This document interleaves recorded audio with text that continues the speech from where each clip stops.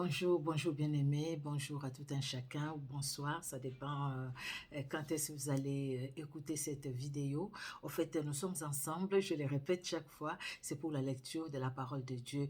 David a dit quelque chose dans le psaume 119, verset 11. « Je serre ta parole dans mon cœur, afin de ne pas pécher contre toi. » Nous devons vraiment avoir la parole de Dieu, c'est la parole de Dieu, nous devons la lire, nous devons la méditer, c'est la parole de Dieu qui nous fait grandir, c'est la parole de Dieu qui nous révèle Dieu, c'est lui qui il est et ce qu'il est capable de faire. C'est comme ça que nous découvrons Jésus-Christ. C'est comme ça que nous voyons sa puissance, sa grandeur.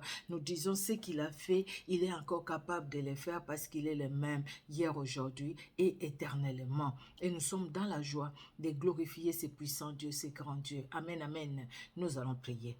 Nous te louons, Seigneur, pour ces instants que tu nous accordes. C'est toujours une joie pour nous, Seigneur, Dieu de gloire. Comme David pouvait le dire, je suis dans la joie quand on me dit, allons à la maison de l'Éternel. Oui, Père très saint, rester dans ta présence, lire ta parole, Éternel, méditer ta parole, t'écouter au travers de ta parole. C'est une joie pour nous, Éternel, parce que tu es celui qui nous garde et qui nous protège. Que l'honneur et la gloire montent à toi pour ces moments. Laisse que le Saint-Esprit puisse diriger, conduire ces moments et que le Saint-Esprit parle dans un cœur. Au nom de Jésus-Christ. Amen. Amen, amen. Nous allons faire la lecture du 31 mars, bien-aimés. Nous lisons Lévitique chapitre 2 et Lévitique chapitre 3. Nous allons lire Jean chapitre 21. Nous allons lire les psaumes 72. Nous allons lire les proverbes 12 de 8 à 9. Nous commençons par Lévitique, le deuxième chapitre. Lorsque quelqu'un fera à l'Éternel une offrande en don, son offrande sera des fleurs de farine. Il versera de l'huile dessus et il y ajoutera de l'encens. Il l'apportera au sacrificateur, fils d'Aaron. Le sacrificateur prendra une poignée de cette fleur de farine arrosée d'huile avec tout l'encens et il brûlera cela sur l'autel comme souvenir. C'est une offrande d'une agréable odeur à l'Éternel. Ce qui restera de l'offrande sera pour Aaron et pour ses fils. C'est une chose très sainte parmi les offrandes consumées par les feux devant l'Éternel. Si tu fais une offrande de ce qui est cuit au four, qu'on se serve de fleurs de farine et que ce soit les gâteaux sans levain, pétris à l'huile et des galettes sans levain, arrosées d'huile. Si ton offrande est un gâteau cuit à la poêle, il sera de fleurs de farine pétries à l'huile sans levain. Si tu les rompras en morceaux et tu verseras de l'huile dessus, c'est une offrande. Si ton offrande est un gâteau cuit sur les grilles, il sera fait de fleurs de farine pétrie à l'huile. Tu apporteras l'offrande qui sera faite à l'Éternel avec ces choses-là. Elle sera remise au sacrificateur qui la présentera sur l'autel. Le sacrificateur en prélèvera ce qui doit être offert comme souvenir et les brûlera sur l'autel. C'est une offrande d'une agréable odeur à l'Éternel. Ce qui restera de l'offrande sera pour Aaron et pour ses fils. C'est une chose très sainte parmi les offrandes consumées par les feux devant l'Éternel. Ce qui restera de l'offrande sera pour Aaron et pour ses fils. Ah, pardon, c'est le verset que je viens de lire, le verset 10. Nous passons au verset 11. Aucune des offrandes que vous présenterez à l'Éternel ne sera faite avec du levain, car vous ne brûlerez rien qui contienne du levain ou du miel parmi les offrandes consumées par les feux devant l'Éternel. Vous pourrez en offrir à l'Éternel comme offrande de prémices, mais il n'en sera point présenté sur l'autel comme offrande d'une agréable odeur. Tu mettras du sel sur toutes les offrandes, tu ne laisseras point ton offrande manquer de sel. Signe de l'alliance de ton Dieu, sur toutes tes offrandes, tu mettras du sel. Si tu fais à l'Éternel une offrande de prémices, tu présenteras des épis nouveaux, rôtis au feu et broyés, comme offrande de tes prémices. Tu verseras de l'huile dessus et tu y ajouteras de l'encens. C'est une offrande. Le sacrificateur brûlera comme souvenir une portion des épis broyés et de l'huile avec tout l'encens. C'est une offrande consumée par les feux devant l'Éternel. Chapitre 3. Lorsque quelqu'un offrira à l'Éternel un sacrifice d'action de grâce, s'il offre du gros bétail, mâle ou femelle, il l'offrira sans défaut devant l'Éternel. Il posera sa main sur la tête de la victime qu'il égorgera à l'entrée de la tente d'assignation, et les sacrificateurs, fils d'Aaron, répandront le sang sur l'autel tout autour. De ces sacrifices d'action de grâce, il offrira un sacrifice consumé par les feux devant l'Éternel, la graisse qui couvre les entrailles et toute celle qui y est attachée, les 2 rognons et la graisse qui les entoure, qui couvre le flanc et les grands lobes du foie, qu'il détachera près des rognons. Le fils d'Aaron brûleront cela sur l'autel, par-dessus l'holocauste qui sera sur les bois mis au feu. C'est un sacrifice consumé par les feux d'une agréable odeur à l'Éternel. S'il offre du menu bétail, mâle ou femelle, en sacrifice d'action de grâce à l'Éternel, il l'offrira sans défaut. S'il offre en sacrifice un agneau, il le présentera devant l'Éternel. Il posera sa main sur la tête de la victime qu'il égorgera devant la tente d'assignation, et les fils d'Aaron en répandront le sang sur l'autel tout autour. De ces sacrifices d'action de grâce, il offrira un sacrifice consumé par les feux devant l'Éternel, la graisse, la queue entière qu'il séparera près de l'échine, la graisse qui couvre les entrailles et toute celle qui y est attachée.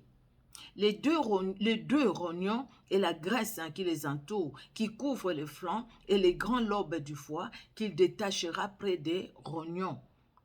Les sacrificateurs brûlera cela sur l'autel. C'est l'aliment d'un sacrifice consumé par les feux devant l'Éternel. Si son offrande est une chèvre, il la présentera devant l'Éternel.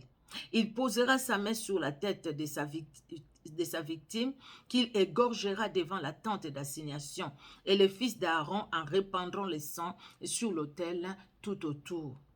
De la victime, il offrira un sacrifice consumé par les feux devant l'Éternel, la graisse qui couvre les entrailles et toute celle qui y est attachée.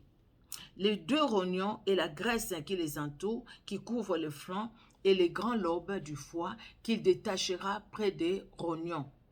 Le sacrificateur brûlera cela sur l'autel. Toute la graisse est l'aliment d'un sacrifice consumé par les feux, d'une agréable odeur à l'Éternel. C'est ici une loi perpétuelle pour vos descendants. Dans tous les lieux où vous habiterez, vous ne mangerez ni graisse ni sang. Que Dieu soit béni, que Dieu soit glorifié pour sa parole. Tout ce qu'on offre au Seigneur devrait être sans défaut. Cela est vrai jusqu'aujourd'hui. Même notre action de grâce, même notre louange, notre adoration doit être sans défaut. Alléluia, sans levain, bien-aimé, sans péché. Sinon, ça n'honore pas le Seigneur. Dieu voit comment nous l'adorons. Dieu voit comment nous le louons. Dieu voit comment nous nous sacrifions pour lui. Il sait les intentions du cœur. Il connaît tout. Et on ne peut pas tromper Dieu. On ne peut pas. On ne peut pas. Donc, faisons les choses correctement telles que Dieu nous les demande. Alors, nous passons au Nouveau Testament. Nous allons lire Jean, chapitre 21. C'est le dernier chapitre d'ailleurs de Jean. Jean chapitre 21. La Bible nous dit: après cela, Jésus se montra encore aux disciples sur les bords de la mer de Tibériade. Et voici de quelle manière il se montra. Simon-Pierre, Thomas, appelé Didyme, Nathanaël de Cana en Galilée, les fils de Zébédée et 2 autres disciples de Jésus étaient ensemble. Simon-Pierre leur dit: je vais pêcher. Ils lui dirent: nous allons aussi avec toi. Ils sortirent et montèrent dans une barque. Et cette nuit-là, ils ne prirent rien. Le matin étant venu, Jésus se trouva sur les rivages. Mais les disciples ne savaient pas que c'était Jésus. Jésus leur dit: enfants, n'avez-vous rien à manger? Ils lui répondirent: non. Il leur dit: jetez les filets du côté droit de la barque et vous trouverez. Ils les jetèrent donc. Ils ne pouvaient plus les retirer à cause de la grande quantité de poissons. Alors les disciples que Jésus aimait dirent à Pierre: c'est le Seigneur. Et Simon-Pierre, dès qu'il eut entendu que c'était le Seigneur, mit son vêtement et sa ceinture, car il était nu, et se jeta dans la mer. Les autres disciples vinrent avec la barque, tira les filets pleins de poissons, car ils n'étaient éloignés des terres que d'environ 200 coudées. Lorsqu'ils furent descendus à terre, ils virent là des charbons allumés, du poisson dessus et du pain. Jésus leur dit, « Apportez des poissons que vous venez de prendre. » Simon-Pierre monta dans la barque et tira à terre les filets pleins de 153 grands poissons. Et quoi qu'il en ait tant, les filets ne se rompirent point. Jésus leur dit, « Venez, mangez. » Et aucun des disciples n'osait lui demander, « Qui es-tu ?» sachant que c'était le Seigneur. Jésus s'approcha, prit le pain et leur en donnant. Il fit de même du poisson. C'était déjà la 3e fois que Jésus s'est montré à ses disciples depuis qu'il était ressuscité des morts. Après qu'ils eurent mangé, Jésus dit à Simon-Pierre, « Simon, fils de Jonas, m'aimes-tu plus que ne m'aiment ceux-ci » Il répondit, « Oui, Seigneur, tu sais que je t'aime. » Jésus lui dit, « Paie mes agneaux. » Il lui dit une seconde fois, « Simon, fils de Jonas, m'aimes-tu » Pierre lui répondit, « Oui, Seigneur, tu sais que je t'aime. » Jésus lui dit, « Paie mes brebis. » Il lui dit pour la 3e fois, « Simon, fils de Jonas, m'aimes-tu » Pierre fut attristé de ce qu'il lui avait dit pour la 3e fois. « M'aimes-tu » Il lui répondit, « Seigneur, tu sais toutes choses, tu sais que je t'aime. » Jésus lui dit, « Paie mes brebis. » En vérité, je te le dis, quand tu étais plus jeune, tu te saignais toi-même et tu allais où tu voulais. Mais quand tu seras vieux, tu étendras tes mains et un autre te ceindra et te mènera où tu ne voudras pas. Il dit cela pour indiquer par quelle mort Pierre glorifierait Dieu. Et ayant ainsi parlé, il lui dit, « Suis-moi. » Pierre s'étant retourné, vit venir après eux le disciple que Jésus aimait, celui qui, pendant les soupers, s'était penché sur la poitrine de Jésus et avait dit, « Seigneur, qui est celui qui te livre ?» En le voyant, Pierre dit à Jésus, « Et celui-ci, Seigneur, que lui arrivera-t-il » Jésus lui dit, « Si je veux qu'il demeure jusqu'à ce que je vienne, que t'importe, toi, suis-moi. » Là-dessus, le bruit courut parmi les frères que ses disciples ne mourraient point. Cependant, Jésus n'avait pas dit à Pierre qu'il ne mourrait point, mais « Si je veux qu'il demeure jusqu'à ce que je vienne, que t'importe. » C'est ses disciples qui rendent témoignage de ces choses et qui les a écrites.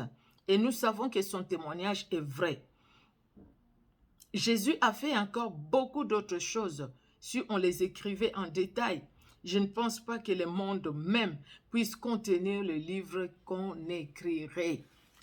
Amen. C'est Jean qui écrit des choses qu'il a vécues.